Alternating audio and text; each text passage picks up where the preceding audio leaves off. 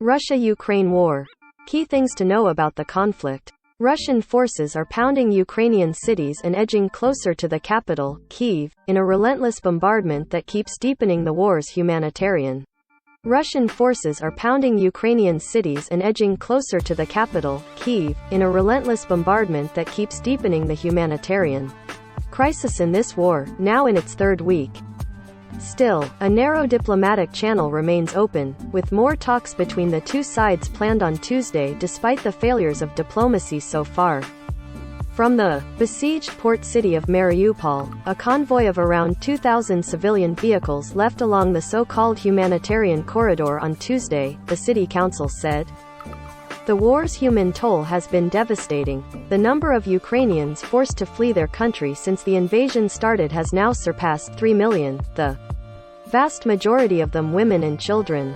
Thousands of soldiers and civilians are dead. Before dawn, a projectile slammed into a 15-story apartment building in Kyiv, killing at least one person. Ukraine is on fire, the UN chief, Antonio Guterres, warned. The impact on civilians is reaching terrifying proportions. In a show of support for Ukraine, the leaders of 3 European Union countries, Poland, the Czech Republic and Slovenia, said they are traveling to Kiev on a surprise visit. Here are some key things to know about the conflict. What is happening on the ground? Fighting for Kyiv has intensified, with artillery fire echoing through the city and Russia launching a flurry of strikes that early Tuesday blew out windows and ignited a huge fire in an apartment in western Kyiv. At least one person was killed as rescue efforts continued.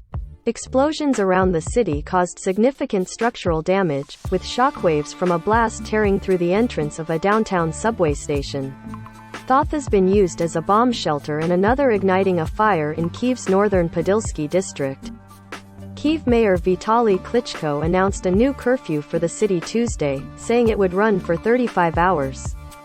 The day before, Russian rockets destroyed a television tower in the western city of Rivne, where authorities said the death toll had risen to 19.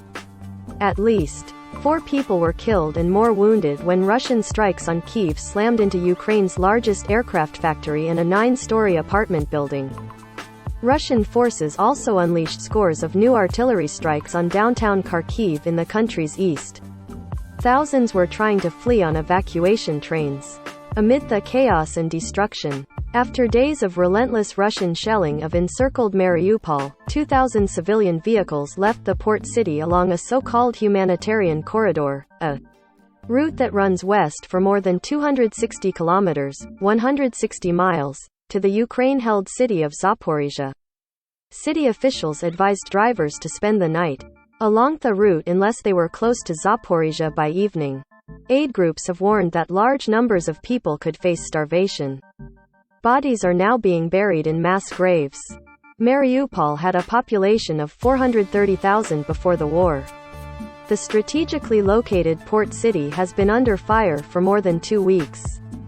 Local officials estimate the lethal siege has killed more than 2,300 people and said it had left residents desperate for food, water, heat and medicine. What has the AP directly witnessed or confirmed?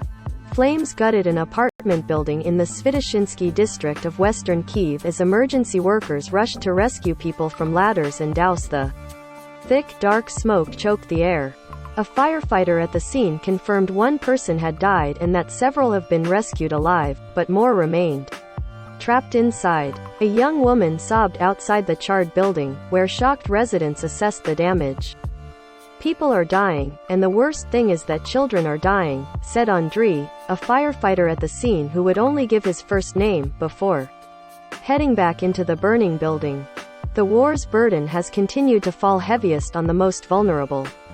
Over 1 million children have fled the country, and many more have been internally. Pasha Bychkov, 10, said his family escaped the nation's second-largest city of Kharkiv after a bomb struck their apartment building. "We don't want to go back there," Pasha said from the city of Lviv, where he resumed school on Monday. What is the status of diplomacy?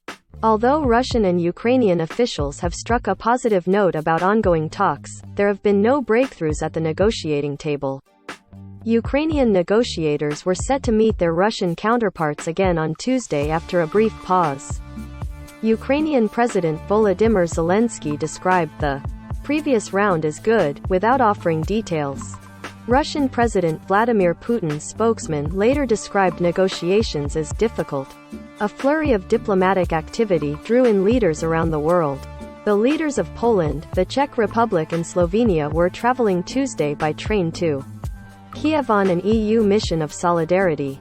Israeli Prime Minister Naftali Bennett continued his mediation efforts in calls with both Putin and Zelensky on Monday. The U.S. said Russia would have to show signs of de-escalation to demonstrate good faith. Putin's invasion has sparked talk in the American security establishment of building up U.S. military power in Europe on a scale not seen since the Cold War. What about sanctions? World powers have continued their efforts to punish Moscow. Britain said it would ban the export of luxury goods to Russia, including high-end fashion and works of art, while hitting Russian products like vodka with boosted tariffs in its latest round of sanctions designed to hamper Moscow's war effort. Japan's government said it is freezing the assets of 17 more Russian politicians, tycoons and their relatives to pressure Moscow to end its invasion, bringing the total number of Japan's asset freezes to 61. The European Union announced that the 27-nation bloc has approved a fourth set of sanctions to further isolate Russia and drain its resources.